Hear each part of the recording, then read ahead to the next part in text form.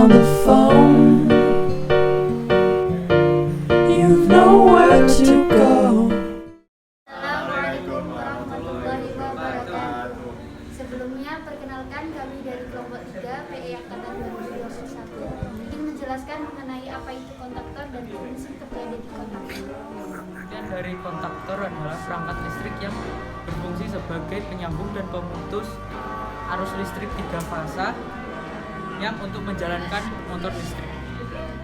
Kontaktor akan berfungsi jika dialiri listrik pada kumparan tembaganya atau bisa disebut dengan koil. Ketika koil elektromagnetik kontaktor diberikan sumber tegangan listrik AC, maka saklar kontaktor akan terhubung.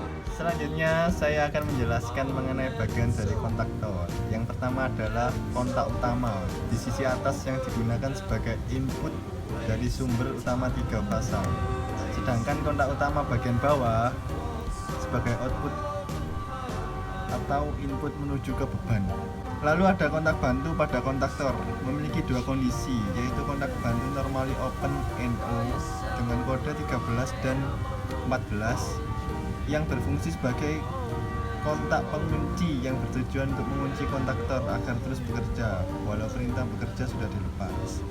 Lalu kontak bantu normally close dengan kode 21 dan 22 dapat dihubungkan ke lampu indikator atau bisa disebut juga pilot lamp sebagai penanda sistem sudah diaktifkan namun belum dijalankan. Selanjutnya saya akan menjelaskan mengenai prinsip dan cara kerja dari kontaktor. Pada dasarnya, prinsip kerja dari kontaktor sama seperti relay. Di dalam kontaktor juga terdapat komponen berupa saklar yang dikendalikan secara elektromagnet. Selain itu, pada kontaktor juga terdapat komponen saklar NO dan NC serta ada sebuah kumparan tembaga. Apabila kumparan tembaga atau coil diberikan arus bolak-balik, maka saklar di dalamnya akan terhubung atau merubah kondisi secara otomatis. Misalkan perubahan kondisinya seperti pada posisi awal saklar off menjadi on dan begitu juga sebaliknya.